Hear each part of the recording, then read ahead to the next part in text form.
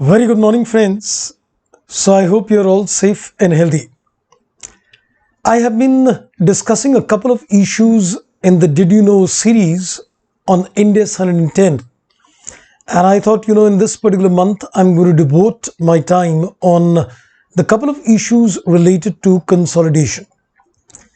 Well, in today's video, I am going to discuss the treatment of the para number 74 of Ind AS 1, which is supposed to be a carve-out as compared to the IFRS. So, but what does the para number 74 talk about?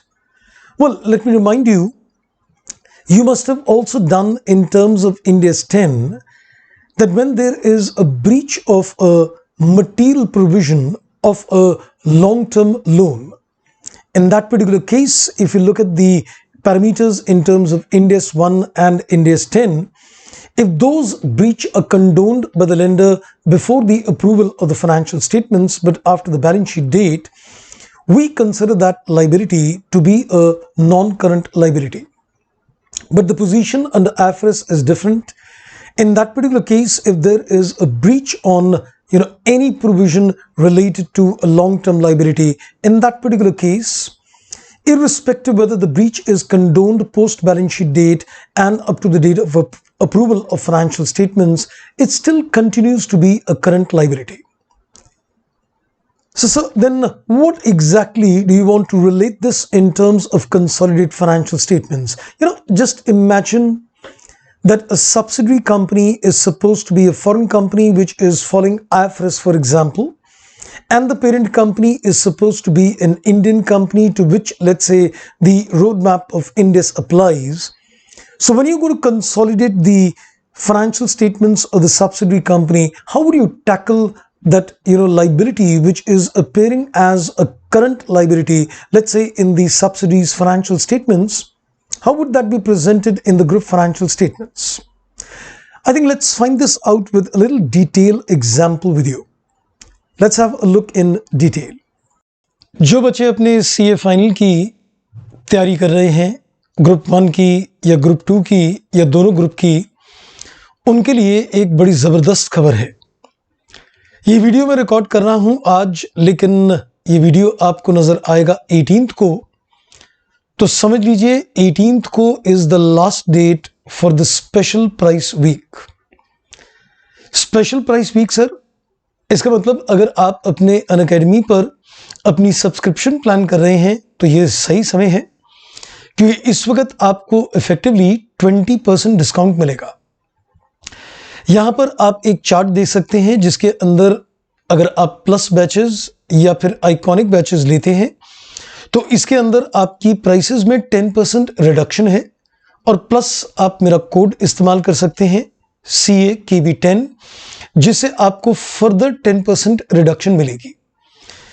चाहे आप batch 12 months का लीजिए या 24 months का या फिर आप 36 months का प्लान कर रहे हैं, इन सभी के अंदर आपको इफेक्टिवली 20% डिस्काउंट मिलेंगे। और आज इस वीडियो को जब आप देख रहे हैं, ये इस ऑफर की लास्ट डेट है। तो आप ग्रुप 2 प्लान कर रहे हैं या ग्रुप 1 प्लान कर रहे हैं या दोनों प्लान कर रहे हैं, तो I think this is the right time. इसके अलावा आपको ये भी बता दें कि अनअकैडमी पर आइकॉनिक बैचेस लॉन्च हो चुके हैं। आइकॉनिक बैचेस और प्लस बैचेस में, आइकॉनिक में आपको कुछ एडिशनल फीचर्स मिलते हैं, यानी कि जो प्लस बैचेस के अंदर आपको फीचर्स मिलते हैं उनके अलावा कुछ एडिशनल फीचर्स मिलते हैं। जैसे कि आपके पास एक 1-to-1 डाउट सॉल्विंग की आपके पास एक फैसिलिटी रहेगी, और आपको जितने भी सब्जेक्ट्स हैं उनकी आपको प्रिंटेड बुक्स मिलेंगी। टेस्ट सीरीज आपके साथ की जाएंगी जिन्हें इवैल्यूएट किया जाएगा, और उन टेस्ट सीरीज की आपको एक पर्सनलाइज्ड फीडबैक दी जाएगी। इसके अलावा आप एक कम्युनिटी के साथ जुड़ पाएंगे जिनके साथ आप अपनी डिस्कशंस कर पाएंगे।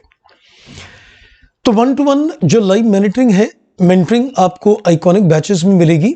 ये फीचर जल्द आने वाला है जिसमें आप 1-to-1 एज अ लर्नर और एजुकेटर बैठकर अपनी चीज़ें डिस्कस कर सकते हैं। मैं समझता हूँ अ वेरी नाइस फीचर।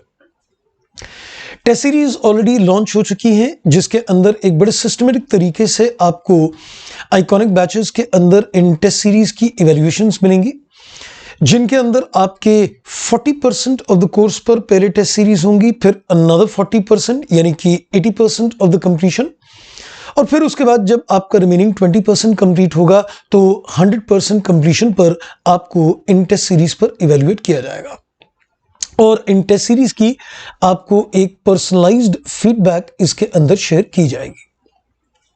अब आते हैं इस मुद्दे पर कि इसकी आपको प्राइसेस क्या बैठेंगे। आइकॉनिक सब्सक्रिप्शंस के अंदर अगर आप दोनों ग्रुप्स प्लान कर रहे हैं तो उस पर्टिकुलर केस के अंदर आपको अगर 12 मंथ्स की सब्सक्रिप्शन लेते हैं तो effective cost is around 379 per month, and ऐसी 24 या 36 मंथ्स आप लेते हैं, यानी अगर 3 साल की लेते हैं तो effectively it is 1833 a month. आप ग्रुप 1 की अलग से भी ले सकते हैं और उसके अलग अलग पैकेजेस हैं, और आप ग्रुप 2 की अलग सब्सक्रिप्शन भी ले सकते हैं और कॉम्बो ऑफर्स भी ले सकते हैं, और प्लस इस पर आप 10% डिस्काउंट तो अवेल कर ही सकते हैं। मेरा कोड इस्तेमाल कर सकते हैं CAKB10। तो भाई इतने सारे ऑफर्स के चलते और आप अपनी पढ़ाई को प्लान कर सकते हैं, तो भाई इंतजार किस बात का है, आइए let's crack it. Well, let's have a look at an example. I think the facts of the case would make the position very clear. There is a company A Limited which is an Indian company and it has got a foreign subsidiary B Incorporation, and the subsidiary B Incorporation has taken a long-term loan from a foreign bank, and that is repayable, let's say, after the year 2025. So it's a long-term loan, because even if I look at the dates today, we're standing in 21, so a 4-year loan, apparently this should be shown as a non-current liability in the balance sheet.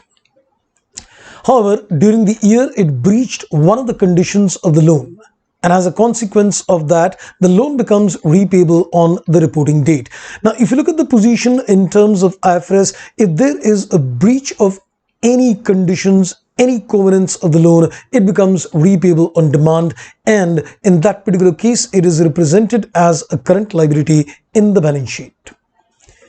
So subsequent to the year end, but before the approval of financial statements, let's say B Incorporation rectified the breach. The lender, the bank, agreed not to demand a repayment and let the loan run for its remaining period till maturity.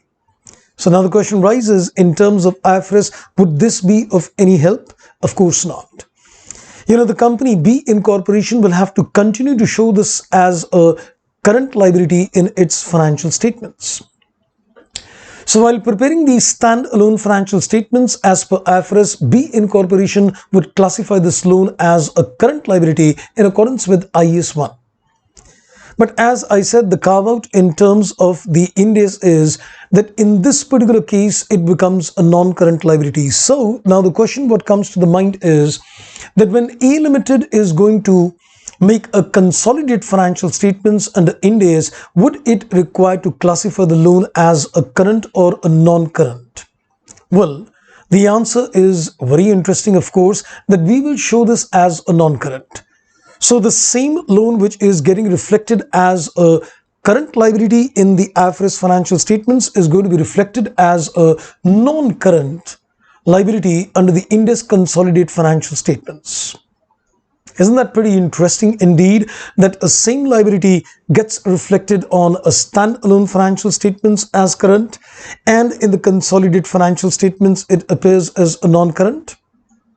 Beautiful, but this is only because of the carve out in terms of Ind AS and IFRS.